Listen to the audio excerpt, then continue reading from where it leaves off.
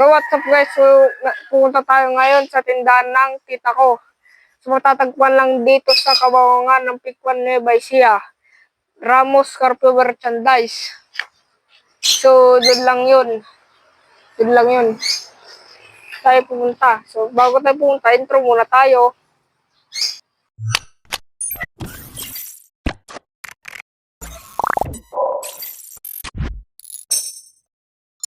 So tayo ngayon ay nandito na sa tindahan ng tita ko.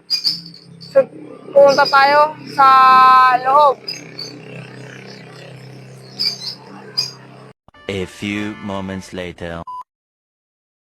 So ayun, nandito na tayo sa tindahan ng tita ko.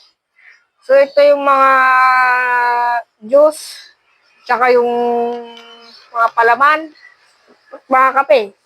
So ito rin yung mga biscuit, mga tsaka mga school supplies, mga first aid kit. So meron pa dito. So ito yung mga candy,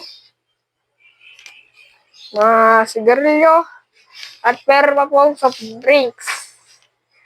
So ito po yun.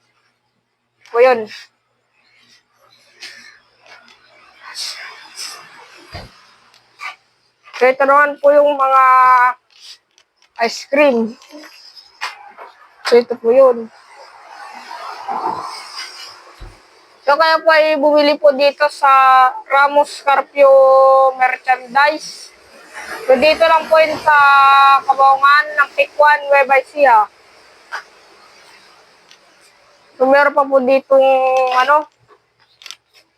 meron pa po ditong mga pangsigang, mga ketchup, suka, tsaka may mga sabon, tsaka itong sabon panlaba, tapos sabon panghugas. So ito po yung mga chichirya. So hanggang dito lang po tayo. So maraming salamat po sa panonood. So mag-like, share, at subscribe naman po kayo. Pwede naman po kayo mag-comment. So hanggang dito lang po. So bye!